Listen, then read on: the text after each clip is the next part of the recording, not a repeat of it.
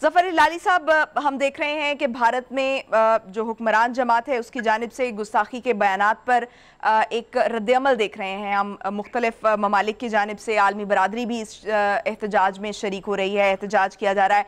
बिलावल भुट्टो ने बहुत अच्छा एक इक़दाम किया है कि अक़वाम मुत्तहिदा में इस हवाले से एक तामीरी मुकालमे पर जोर दिया है। और इस वक्त हम देख रहे हैं कि अरब ममालिक की तरफ से भी भारत पर एक दबाव बढ़ाया जा रहा है।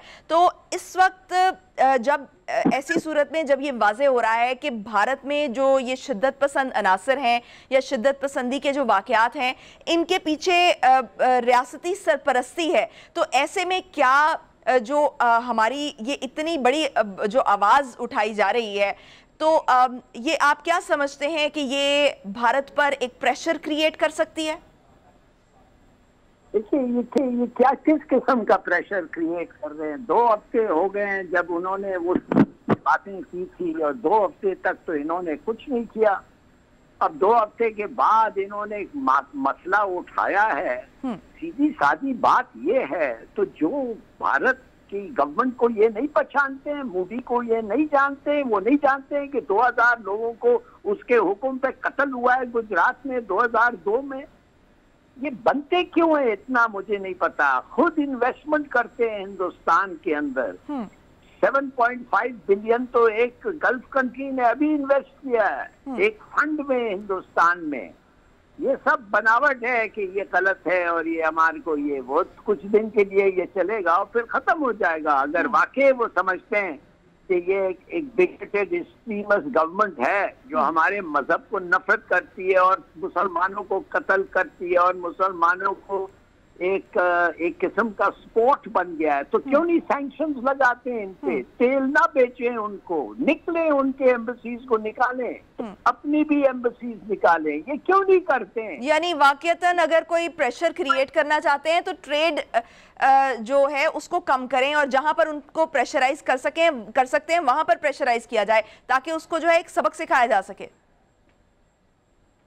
सिर्फ सबक क्या सिखाना है? सैंक्शन करें, राइट, बिल्कुल खत्म करें ट्रेड को, डिप्लोमेटिक रिलेशंस खत्म करें। इससे बड़ा क्या हो सकता है एक मुसलमान को कि हमारे नबी सल्लल्लाहु अलैहि वसल्लम के खिलाफ इस किस्म की बातें एक स्पोक्समैन करता है एक गवर्नमेंट पार्टी का। आप बताएं। सही। तो ज़फ़र लाली साहब, भारत में मुसलमानों की एक बड़ी तादाद है, उसको माइनॉरिटी भी नहीं कहा जा सकता, लेकिन अगर इस तरह से करके इतने बड़े पैमाने पर जो वहाँ की जो हमारी मजहबी सेंसिटिविटीज़ हैं उनको टच किया जाएगा, इतने बड़े लोगों की जो तादाद है उनकी सेंसिटिविटीज़ को टच किया जाएगा, तो ये तो भारत की यूनिटी पर बहुत बड़ा सवाल नहीं पैदा हो जाएगा?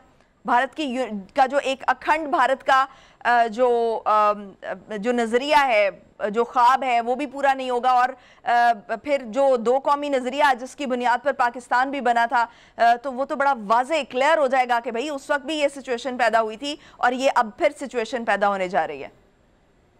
इनको परवाह नहीं है, आप समझती नहीं है, ये इनको परवाह नहीं है। वो मुसलमान उधर जो हैं वो उनको निकालना चाहते हैं, या मार दें या निकाल दें। वो तो कहते हैं जाओ पाकिस्तान, वो कहते हैं जाओ दूसरे मुसलमान मुल्क। ये तो इनका खेल है पूरा, ये कमाल है। आप समझती हैं उनको पता नहीं है इससे क्या इम्पैक्ट होगा। ये पूरा पार्टी पावर पे इसीलिए आया है, हिंदू वोट लेके। एक मुसलमान भी इनके लिए वोट नहीं देता है, फिर भी ये हमारे पर हम पाकिस्तान पे हमला करते हैं और पॉपुलैरिटी लेते आते हैं। अब फिर हमला होगा, इलेक्शंस के पहले हर वक्त हमला होगा पाकिस्तान के खिलाफ, एक और सर्जिकल स्ट्राइक और ये वो, और मुसलमानों के खिलाफ मूवीज बनते हैं। आपने देखा नहीं है, एक मूवी बना है कश्मीर फाइल्स जो सर्कुलेट हो रहा है, कुछ मुल्कों में बैन हो गया है।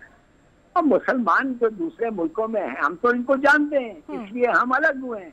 दूसरे मुसलमान इनको पहचानते ही नहीं है और पैसे की जब वो देखते हैं लालच ट्रेड का, इन्वेस्टमेंट का, भूल जाते हैं। ये गल्फ अरब्स तो सब ऐसे ही है ना, क्यों नहीं निकालते हैं उनको उनके मुल्क से? भेजो हिंदू को वापस, तो जाओ, तुम्हें इतना अच्छा लगता है हिंदूवाद, तो ये मुसलमान मुल्क छोड़ो, निकलो इधर से, क्यों नहीं करते हैं? तो जफ़र हिलाली साहब, ये बड़ा एक इम्पॉर्टेंट पॉइंट है कि जो कश्मीर है, कश्मीर के मामले पर हमारी तरफ से एक तरह से खामोशी इख्तियार की गई, हमारे जो मुस्लिम ममालिक थे उनकी तरफ से भी खामोशी इख्तियार की गई।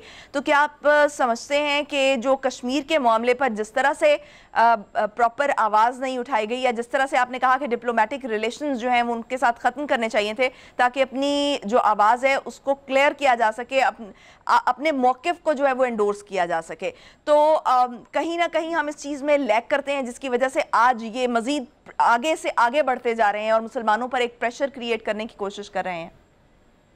मुसलमानों की कोई इज्जत नहीं रही अमेरिका में, मुसलमानों की कोई इज्जत नहीं है यहूदियों में, इजराइल में। और अमेरिका, इजराइल और ये जापान और ऑस्ट्रेलिया के साथ इन्होंने एक अभी एक यूनियन बनाया है, एक अलायंस बनाया है। ये इनको परवाह नहीं है।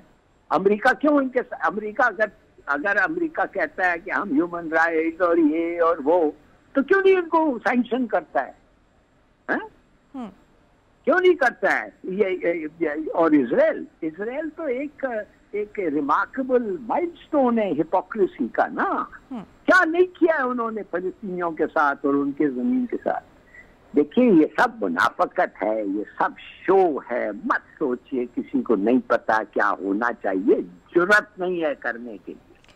तो जफ़र हिलाली साहब, जो पाकिस्तान है या दीगर ममालिक हैं, हम एक तरह से जो ग्लोबल जो इकोनॉमिक हमारी जो कंडीशंस हैं उनके साथ भी जुड़े हुए हैं, तो उन इकोनॉमिक कंडीशंस को मद्देनज़र रखते हुए क्या हम इस पोजीशन में हैं कि हम अमेरिका को इस चीज़ को रियलाइज़ करा सकें इकट्ठे होकर किसी न किसी प्लेटफॉर्म पर कि ये ज़्यादती हो रही है और जो ह्यूमन राइट्स की यहाँ पर वायलेशन हो रही है शदीद? हम किस तरह से इस चीज़ को, अपने मौक़िफ़ को साबित कर सकते हैं या एहसास दिला सकते हैं?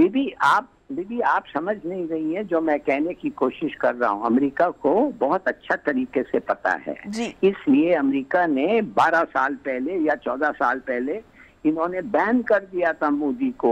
अमेरिका उसको आने नहीं देते थे।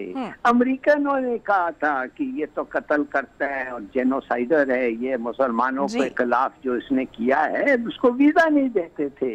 मगर एक दफे जब वो प्राइम मिनिस्टर इलेक्ट हो गया तो वो सब चीज भूल गए। उनसे बड़ा मुनाफिकत अमेरिका से कौन है? पाकिस्तान को इस वक्त आप क्या समझते हैं कि किस तरह से रिएक्ट करना चाहिए? आप ऐसे करें कि पहले चीज आप ये करें कि डिप्लोमेटिक रिलेशन खत्म करें, ट्रेड वेड खत्म करें। नवाज शरीफ को कहें कि उनसे जाके रोज रोज ना मिले और उनका इन्वेस्टमेंट ना ये करें। ये तो इधर सब बैठे हुए हैं, लाइन में खड़े हुए हैं, ऐसे लोगों के साथ ये बिजनेस करना चाहते हैं, ये इन्वेस्टमेंट करना चाहते हैं, ट्रेड करना चाहते हैं।